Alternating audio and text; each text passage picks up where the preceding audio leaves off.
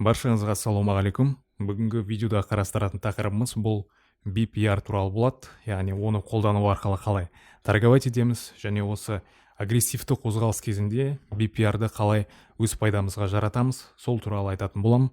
Ендеше видеомызды бастайық. Бұл мысалда мен BPR-дан қалай қалыптасатыны туралы айтып беретін боламын. Мінекей графиктен көріп отырғандарыңыздай бізде swing low қалыптасқанын көріп отырмыз.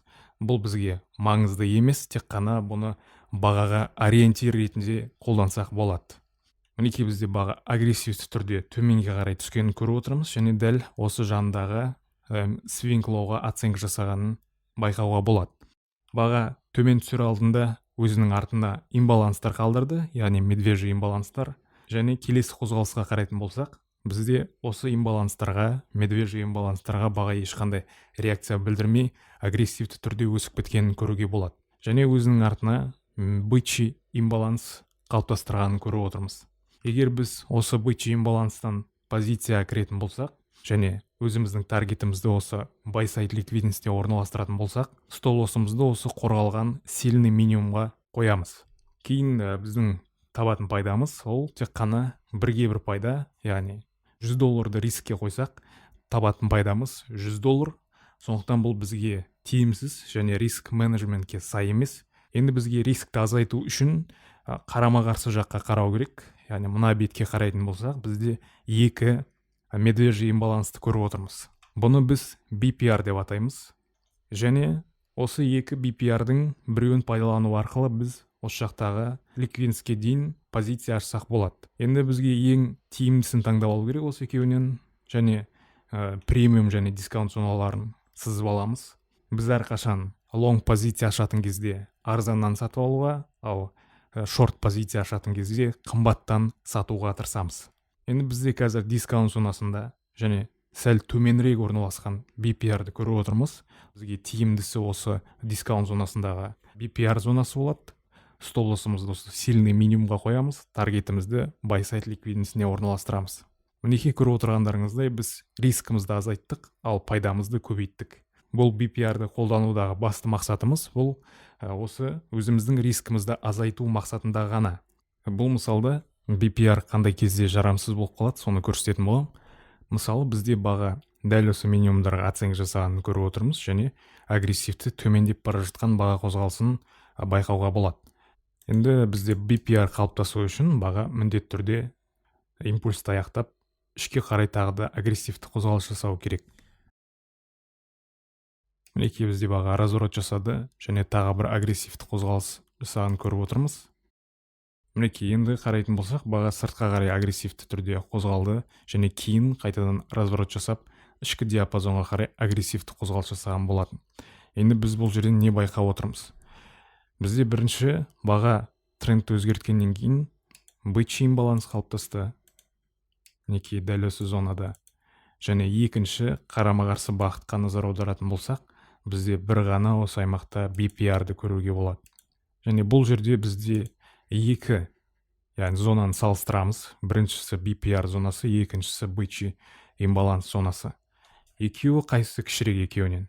Және төменірек орналасқан қайсысы? Әрине бізде ол бычий имбаланс төменірек орналасқан. Сондықтан біз осы жердегі BPR енді бізде жарамсыз болып қалады, сондықтан оны пайдаланудың қажет жоқ. Егер дәл осы жерден біз позицияға кіретін болсақ, лимитный ордерімізді осы бычий имбалансқа қоямыз. Стоп лоссымызды дәл осы минимумға орналастырамыз, ал таргетімізді максимумдарға, яғни buy side ликвидностьтеріне қойсақ болады. Бірінші цель ретінде осыны, ал екінші ориентир ретінде осыны алсақ болады. Ары қарай бағаның отработкасын күтеміз.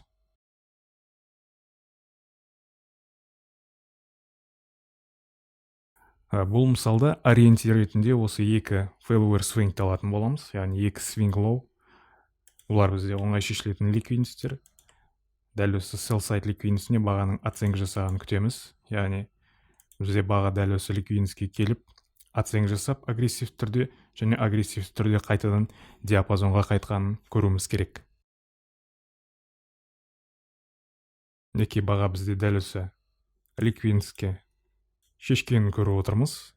Ендігі күтетін қозғалысымыз бұл дәл осы жерде тұрған имбаланстан асып барып жабылғанын көруіміз керек.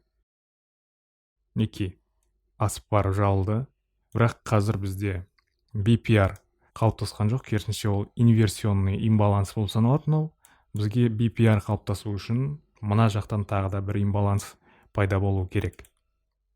Мінекей, бізде бір wedge имбаланс бар, және екіншісі ол BPR бар. Екеуі бір-бірімен сәйкес келіп тұрған жоқ, бірақ бір-біріне алшақ орналасқан, бірақ сонда да осы BPR-ды қолдансақ болады. Себебі бізде осы жерден кіретін болсақ, біздің риск көп болып кетеді. Стоп осы жаққа немесе осы жерге қоятын болсақ, сондықтан біз дәл осы жердегі BPR зонасынан кіреміз, ал стопты дәл осы минимумға немесе осы минимумға қоямыз. Ал таргетімізді, мақсат бізде дәл осы buy side liquidity. Әрі қарай бағаның отработкасын күтеміз.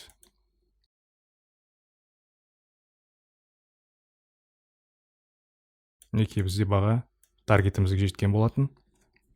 Бұл мысалдағы мақсатты зона ол дәл осы тұрған buy side liquidity.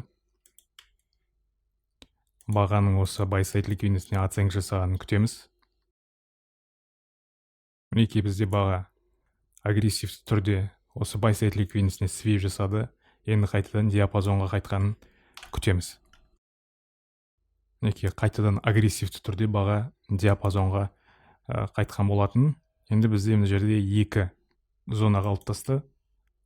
Оның біріншісі BPR зонасы, екіншісі медвежий имбаланс.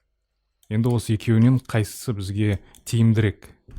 Әрине бізге BPR зонасы тиімдірек, себебі осы жерден кіретін болсақ, стопты дәл осы максимум орналастыратын болсақ, бізде риск өте көп болып кетеді. Сондықтан осы BPR зонасын белгілейміз, яғни рискімізді азайтамыз, және таргетімізді, мінекей, бұл біздің бірінші целіміз, ал екіншісін ол біз 2R алып қойсақ болады.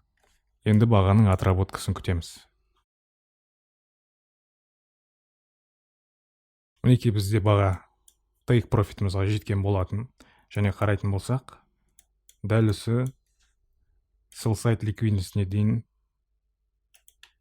take-ті орналастырсақ та, бізде баға бұл аймаққа жеткен екен.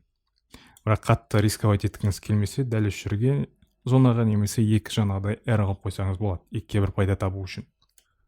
Бұл мысалда баға дәл осы максимумдағы liquidity шешкен болатын, және осы ордер блок зонасынан реакция алғанын көріп отырмыз. Кейін не байқадық? Әрине біз екі имбаланс түрін көріп тұрық. Оның біріншісі BPR, екіншісі имбаланс, медвежий имбаланс. Екеуінен биік орналасқан ол BPR болып тұр, сондықтан біз бычий имбаланс пайдаланбаймыз. Енді келесі бағаның дәл осы зонаға келіп тест жасағанын күтеміз. Мінекей, бізде баға BPR-ға тест жасады. Енді келесі бағаның диапазонға агрессив түрде қайтқанын күтуіміз қажет. Мінекей, бізде баға диапазонға агрессив түрде қайтты, және қарама-қарсы бағытта бізде BPR зонасы бар, екіншісі медвежий имбаланс бар. Екеуінен биігірек орналасқан, және осы кіші BPR зонасын бізге таңдау тиімді. Сондықтан дәл осы зонаға лимитный ордерімізді қоямыз, стопты осы максимумға орналастырамыз, ал ориентир ретінде осы sell side liquidity-ні аламыз, таргетімізді орналастырамыз, және 3-1, шамамен 3-1 пайда табуға болады екен дәл осы мысал бойынша. Мінекей, бізде баға take профитімізге жетті, BPR зонасына тест жасады, және біздің пой зонамыз ретінде тағы да осы BPR зонасы еді.